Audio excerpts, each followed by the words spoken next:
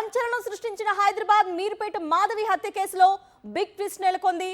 భార్యను కిరాతకంగా హత్య చేసిన మాజీ ఆర్మీ అధికారి పుట్టా గురుమూర్తికి మరదలతో వివాహేతర సంబంధం ఉన్నట్లు పోలీసు విచారణలో తేలింది.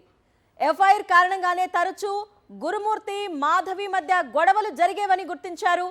ఈ విషయమై పెద్దలు పలుసార్లు పంచాయతీ పెట్టి సర్ది చెప్పినా గురుమూర్తి తీరులో మార్పు రాలేదు. మళ్ళీ అదే విషయంపై గొడవ పడడంతో మాధవిని హత్య చేశాడు గురుమూర్తి. గత జనవరిలో సంక్రాంతి పండుగ రోజే మాధవిని ముక్కలు ముక్కలు చేసి హత్య చేసి శరీర భాగాలను కుక్కర్లో ఉడికించాడు. ఎముకలను పొడి చేసి చెరువుల్లో పడేశాడు. ఇంట్లో దొరికిన టిష్యూస్ ఆధారంగా గురుమూర్తిని అరెస్టు చేసిన పోలీసులు విచారణ చేపట్టారు. మాధవి డిఎన్ఏ ఆమె తల్లి పిల్లల డిఎన్ఏతో మ్యాచ్ అయింది. ఈ కేసుకు సంబంధించి 20 మంది సాక్షుల విచారణ పూర్తి చేసిన పోలీసులు కోర్టుకు శాస్త్రీయ ఆధారాలను సమర్పించారు.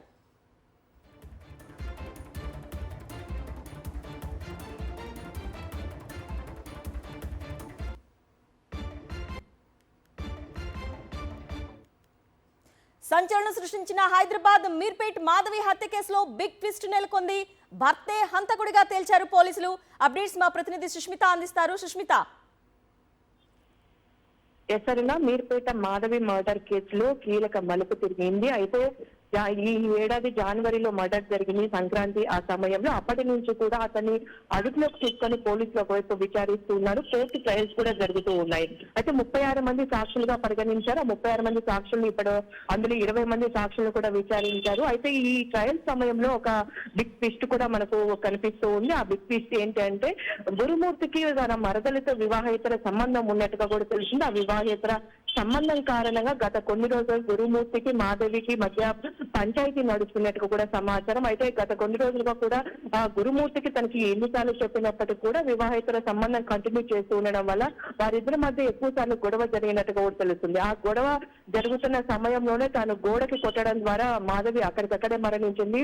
సో తాను మరణించడంతో ఎలాంటి ఆధారాలు దొరకకుండా ఉండేందుకు కూడా గురుమూర్తి ప్రయత్నించారు. సో ఆ బాడీని అంతా కూడా ముక్కలు ముక్కలుగా చేసి గ్రైండ్ చేసి మరి మీర్పేట చెరువులో పాడేశారు. సో ఆ కేసుని పోలీసులు చాలా ఛాలెంజింగ్ గా తీసుకొని పూర్తిగా అన్ని సాక్ష్యాలను కూడా ఆధారాలను తీసుకొని ఒకవైపు దర్యాప్తు చేస్తున్న పరిస్థితి కనిపిస్తుంది. ఈ ట్రయల్స్ ఈ సాక్షుల ఆధారంగా కూడా వివాహేతర సంబంధం కారణంగానే గురుమూర్తి ఆమెను చంపినట్టుగా కూడా గుర్తించారు.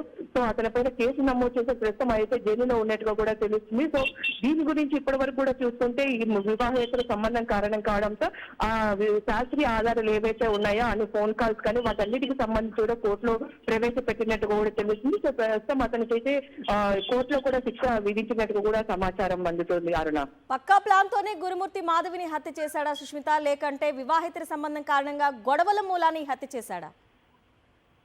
వివాహేతర సంబంధం గత కొన్ని రోజులుగా జరుగుతున్నట్టు కూడా తెలుసు. ఆ వివాహేతర సంబంధం కారణంగానే మాధవికి అలాగే గురుమూర్తికి కూడా గొడవలు జరుగుతూ ఉన్నాయి. గొడవలు జరుగుతున్న క్షణంలోనే అంటే వారిద్దరి మధ్య కొంతమంది పెద్దలను పిలిచి పంచాయతీ చేసినట్టు కూడా తెలుస్తుంది. పంచాయతీ చేసినప్పటికీ కూడా గురుమూర్తిలో ఎటువంటి మార్పు రాలేదని తెలుస్తుంది. సో ఆ మార్పు రాకపోవడంతో కూడా పదే పదే గొడవలు అవుతున్న సందర్భంలో వాళ్ళిద్దరి మధ్య గొడవలు అవుతూ తాను ఉన్నట్టుండి తనని కొట్టినట్టు కూడా తెలుస్తుంది. కొట్టడం కారణంగా తను అక్కడికక్కడే మరణించినట్టుగా కూడా సమాచారం. సో ప్రస్తుతం ఇప్పటి వరకు సాక్ష్యాల ఆధారంగా ఆ శాస్త్రీయ ఆధారాల ఆధారంగా అయితే ప్రస్తుతం గురుమూర్తి మీర్పేట మర్డర్ కేసులో మాధవిని అతి కిరాతకంగా చెప్పినట్టయితే పోలీసులు గుర్తించారు.